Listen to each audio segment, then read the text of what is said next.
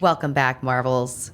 Today we are starting the episode with being exhausted. We Dana? almost didn't crack up beforehand because maybe we're too tired to be cracking up, especially Gwen, who's how many hours of sleep are you working on right now? I'm on fumes right now, which is really weird for me because I am a person who needs a full 8 hours of sleep, and I go to bed at the same time, and I wake up at the same time every day. That's how I do the best. But when you have to travel and take your kid where she needs to go for her sport, that doesn't always pan out. Again, net positive. But I a disclaimer for this show that Gwen may be a little bit slow on the uptake today. So we thought it was a good segue to talk about exhaustion, and then we were thinking, if we're in the realm of neurodiversity, burnout gets talked about a lot. Yeah. But I also think we don't talk about exhaustion enough because that certainly leads to burnout. And then what leads to exhaustion?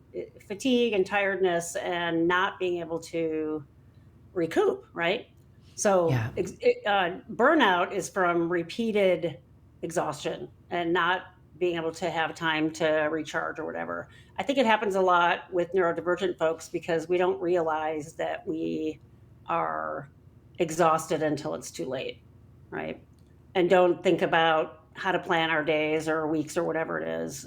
Or if you're going to do something that's unusual, I think I've shared on here when I went to APA this summer, I didn't have anything on my calendar for at least 2 days when we got back because I knew I'd just be completely trashed in terms of fatigue, different time zone, flying, hotel room, all that kind of stuff.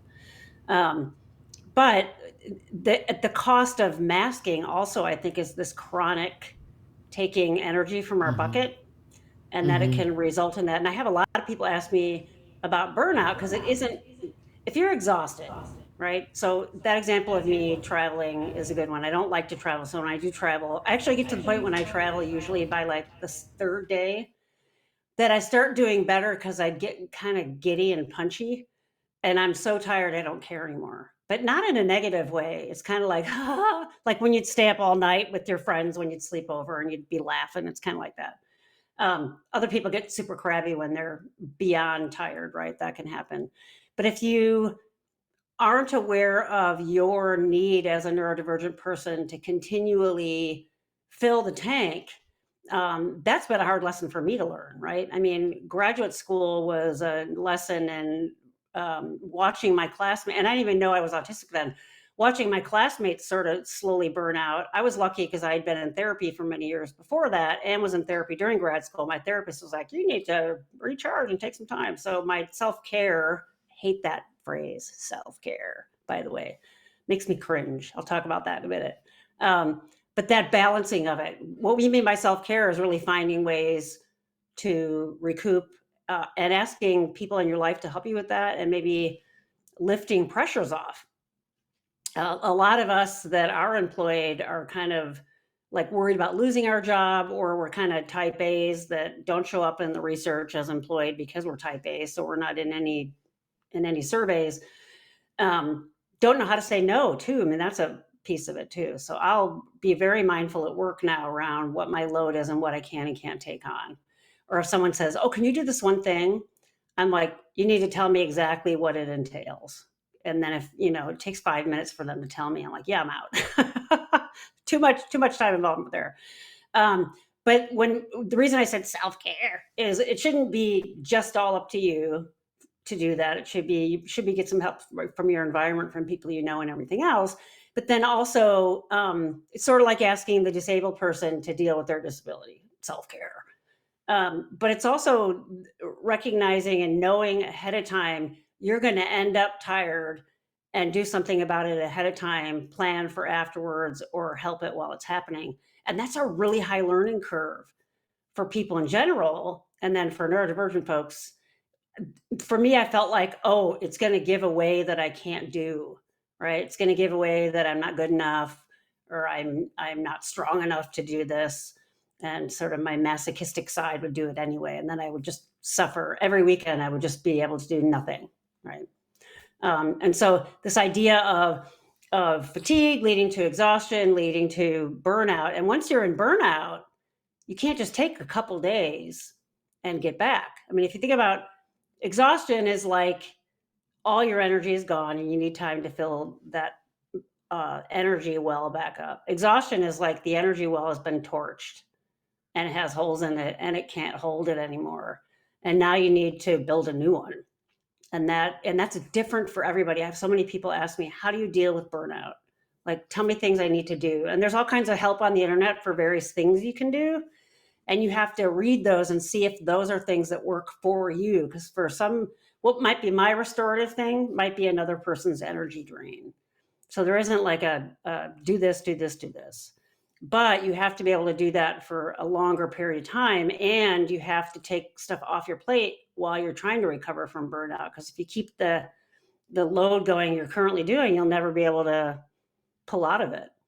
But I see a lot of people who are my age or between 40 and my age who weren't diagnosed as kids are massively in burnout because they didn't know, they didn't put anything in place to deal with it. I do see students that I work with now who are neurodivergent, who are younger in their 20s, are better at this. They can recognize these signs earlier because they've had that intervention earlier, which is really nice, right? So there's normal exhaustion, like you go on a trip and it'll take a couple of days to recover. And then there's like this autistic or neurodivergent ADHD folks get this too when they stay up till 3 a.m. because they're super excited about a project. You have to plan something on the other end to make up for that. The thing that really complicates it too is most neurodivergent folks are not good sleepers. So for example, I spend about 10 hours in bed because I don't sleep well. And I know if I go less than that, I start to feel more and more depleted. So I may get up every 90 minutes to get a drink of water or do whatever, but I'm having enough of those sleep cycles to make up for it. So you also kind of need to know your sleep patterns and are you getting that restorative downtime or just veg time, doing nothing. Like watching Marvel movies was great for me because it gave me something that would hook me in there and then I wasn't going to move. And I made myself not be able to work on anything else because I'd missed too much, right? That's what all those things are great for. They tie us down, right? And make us recharge. Yeah. Hey, Dana, let's pause just one moment because my headphones are dead and broke. Oh, see, they're exhausted too. I'm going to get a different set because then we'll get feedback. Hold on. Okay, cool.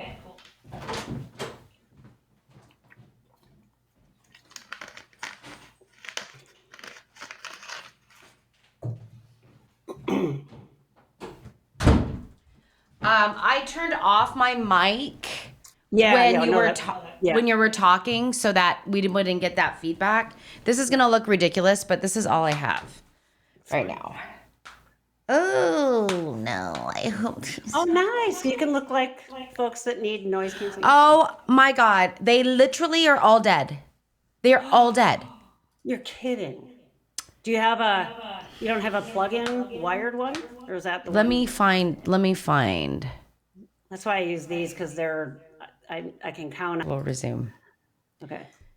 So Dana, let's talk about what our viewers aren't going to see is the 10-minute segue where poor Gwen was looking for an adapter for wired headphones and couldn't find one. That's like the curse of all people that have Apple stuff because headphones are a nightmare. Yeah. Like plugged headphones, wireless. Plugged headphones. Yeah. You know, so let's talk about exhaustion because that's what we're talking about, right? Right? My brain is still relatively here. But last night when I got in at, 1 a.m., I plugged in my headphones because I knew that Dana and I were taping today. And I plugged them in and I was like, woohoo, and went to bed. I was like so proud of myself because I had thought ahead. And so when I started using them this morning and they went dead within 2 minutes, I was like, well, my headphones are broken because they've been a little bit they've been kind of Yeah. funky lately. So I'm like, oh, it's time to get a new pair. Until when I checked the other end of the cord and it wasn't plugged in, that's the problem. Those are the kinds of things, those are the kind of errors we make when we're overly tired, right? The Yeah. cognitive sharpness tends to go away, and we make little errors like that. Yeah. We make errors like Oh, that. yeah. So, something that and I was just saying to Dana too, as I lean into the way I work more and more, and I feel like that's something that I've done later in my life. It's not something I thought about in my 20s, not as a teenager, not in my 20s for Right. sure. And maybe a little bit more in my 30s just because, I had a kiddo, but Mhm. definitely now, like, in my later 40s, right? I'm doing more and more of what am I capable of doing in a way that I feel good about. And Mhm. so something that I started to do was not just look at my schedule day by day, but looking at my schedule at week at a glance. Yes, And I exactly. feel like that really is helpful because, I'll have a crazy day back to back to back to back to back. And then I'll look at a day and not realize all the crazy week, Oh, right? yeah, And then I'll yeah, overcommit. I'll yeah, overcommit on a yeah, weekend or I'll overcommit somewhere.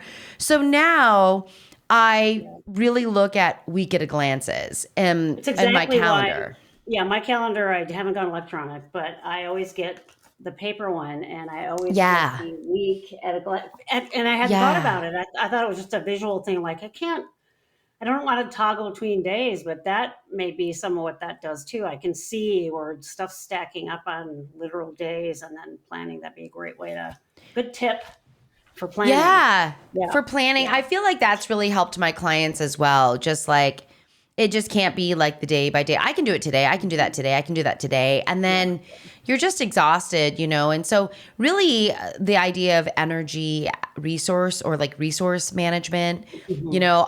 I don't do time management with my clients. We do Yeah, energy yeah. management, Yeah, that's a better and way to do it. so it's a better Yeah. way to do it. I think it makes more sense, especially when energy I've noticed as I've gotten older, like my battery's just not as big. Like Yeah, and it's I don't have yeah, as that's much. yeah, and learning when you're gonna have it. So like I have this big giant salad every night, and probably about 3 years ago I started making it in the morning. So I get up, I do my workout, I make my pudding for the afternoon because I love eating pudding every day, and I make my salad, and then I cover it really well and put it in the refrigerator for nighttime. And why do I do that? Because I know when I get home from work or at the end of the day, it's so dumb. It's not that hard to chop a bunch of vegetables, but it's so easy to be like, oh, I'm just going to have something crappy. And so those are things you need to pay better attention at. And then, like you said, figure out workarounds. So nutrition bars are so awesome because there you can get decent nutrition without a lot of time. So I do that for breakfast. So I'm not having to like cook and stand around and wait for that. I can even do that in the car, right? So learning things that you can do that aren't energy drains, just to keep the plug a little more so you're not having that continual energy drain. That's a great strategy. Yeah. Yeah. Yeah, I love that, Dana. I love that too. It's like, I mean, I think the idea of making your salad in the morning, it really I think nods to the fact that as energy wanes throughout the day, decision Mhm. making gets impacted, Exactly. Yeah. right? It Right. takes energy to decision make. Mhm. Um a lot of energy actually, and we make the whole point of having a routine and things at work is so you reduce the number of decisions you need to make in a That's day, right. right? Yeah, exactly. Yeah. So I love that. So Dana, are you someone who like eats a salad every day, like every Yes. night, like that's your thing? Yes. Is it the same thing that goes in there every day? Exactly. Yeah. So I get the majority Yeah. of my calories throughout the day, and then, but I mean, it's a very large salad. The Yeah. same stuff in there every night, and I just eat. And my wife is awesome too because she's less routine based than me with food. She has a more varied diet. She's not autistic, but she's like, oh, that's cool. So she doesn't have any problem like cooking for herself, And then I pretty much eat the same thing most nights. And if there are nights where we're going to plan something together, I plan for it. But even that is just sort of to keep that energy. I don't have to worry about that. It's always the same. Yeah. Right. I don't Yeah. even have to worry about the drain of like if I have GI issues because I've eaten something at a time when I'm not used to eating it. So in hindsight, my gravitating towards doing that sort of eating in hindsight was a coping mechanism. And now I'm like, oh, now I know why I did that. Right. And so rather than pathologizing it, I talk to my doctor about it and make sure I have enough of a varied diet and make sure, we do blood work to make sure that I'm not getting any deficiencies and things like that. So you can do all those things mindfully, but that work for you. But it takes a while to build that up. Again, to not get fatigued and not get exhausted. Yeah. Yeah. Yeah. So maybe the idea here is like, what takes energy for you? And that's different for everybody, right? Yeah. What are the biggest energy sucks in your life? Are they worth it? Yeah. Like, are they valuable? Sometimes that's okay. Like, my one-off weekend of traveling, that's worth it, right? Yeah. Because my kiddo is doing something that she really loves, and it's fun to support her in doing something she really loves and be part of that, right? Yeah. So that's worth it. But you're so right, even in traveling, which I love, but, you're sleeping in a different place. You're eating different food. There's all of these constant decisions to be made. And so, burnout, exhaustion, and I love how you really differentiated those. Exhaustion, being like, realist, like we get it, you traveled, something happened, you went to a conference, you had a big project due, it's exhaustion, right? Yeah, But burnout being that chronic energy depletion, really working maybe in the negative, really never feeling like you have enough. That burnout, I feel like, can be quite insidious for my clients because they are not so tapped into their bodies to really know and have a gauge. It's like I'm good, I'm not, right? But really not having that sense of, okay, the gas tank or this tank is depleting. How is that looking? I think that was one of the hardest things for me to get. And so I want to kind of validate people that are listening. This isn't just an easy fix. It was so enlightening. There's so many pieces that feed into it. No, I'm going to block that day off and not do anything purposefully. And then you're like, am I worth that? And something wrong with me? Are people going to be mad at me? And there's so many layers of all this stuff that feed into that. And then once I started doing that, and if I had times where I couldn't, I'm like, oh, it's essential. I need to do this. But it's hard work to figure out what works for you and then to get your environment and people on board that are around you on board with that as well. So it's heavy lifting at a time when you don't have the energy to do it, which is why I think a lot of people stay in that. I was saying something at work when we're talking about the sort of collective energy drain, like during COVID, people weren't having to commute to and from work. And there's a reason why there's so much resistance from the workforce about going back 5 days a week, because people got a sense of like, oh, my life quality went way up when I wasn't spending an hour in traffic each way every day, right? What I noticed a couple of weeks ago, I was like, I started remembering stuff. Like I got the habit where I have to write everything on a list, and I'm like, how did I remember that? It was sort of like the opposite. I'm like, oh my God, I remembered something. I didn't forget something. And I realized, I think it's this somewhat COVID burnout is finally, I'm going to knock on wood, is finally starting to lift because I'm getting back in a routine that's not like hybrid, And it's like, oh, and I'm not terrified everywhere I walk now that I could get sick and die from it. That's starting to lift. And then what's coming back is my cognitive ability, like we're talking about. So that was oftentimes one of the first things to go: decision-making, memory, those kinds of things. And so if you're having issues with that, that may be why, and you really need to be refilling the tank.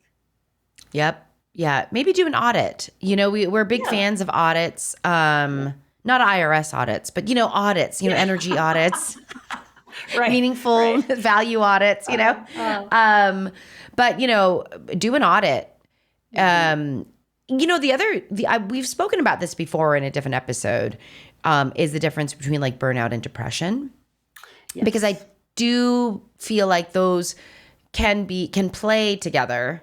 And to differentiate, I'm depressed, or I don't have the energy, and my apathy is really about energetic, like not having energy in the tank versus more of a belief, cognitive thinking. Yeah, like a negative thinking. Yeah. Yeah. And I That think you can have drives both it. at the same time, which makes it Absolutely. really, really hard to deal with. Yeah. Yeah.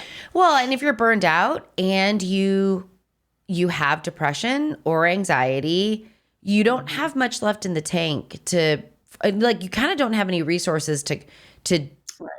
deal with it, or to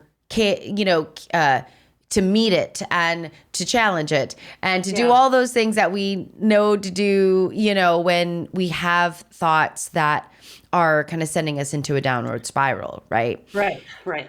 Exactly. Yeah. That's what makes it so hard. I think sometimes if you can talk to a therapist, or, I've had people use life coaches for stuff like this, and have them understand the context, of course, but it really is like brainstorming a bunch of different ideas and then trying them and seeing if they have an impact.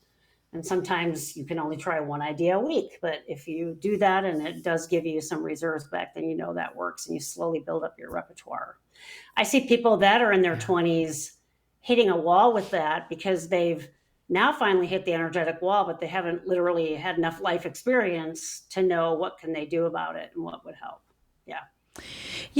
Yeah. And that, to have someone kind of provide a formal framework for you to look, like, sometimes having someone ask you the right questions, Yeah. Exactly. right? And develop a tool. Yeah. That's helpful when someone else helps you with that, because Yeah. they can get there externally, right? It's kind of third party. Because I really believe that I don't believe that people like or enjoy or purposely put themselves in positions of shame and suffering and exhaustion. Yeah. And, like, it's this is awful. not, Yeah. like, if you could feel better, I think people would, right? Yeah. So that's a good sign to, like, Yeah. it doesn't have to be forever help, right? Meet with someone and be like, here's the problem I need to solve. And I just kind of don't know how to sleuth it. Like, I don't exactly. know how to I don't know the system for it, right? Yeah. Establish a system and figure it out. Yeah. And But it's okay to man, take the time you need. You're not defective, and you're not doing something wrong if you need time away. It's totally okay. totally okay. Totally okay. And surround yourself with people who are understanding. Like, you guys were not, did not observe my 10-minute. I mean, if I could show you what my house currently looks like, I might have every single cord, dongle, which is the funniest word, I think. Yeah. Around. And Dana's like, don't worry about it. Like, if we find it, okay. you find it. If we don't, we don't. Like, we totally understand. And so it's really nice to be able to be with people who also can be human with you, Yes. and figure it out. So that's great. So yeah. So the struggle is real, people. Exhaustion. It's real. It is real. Yeah. Yeah. And continuing to go won't work. It'll just make it worse.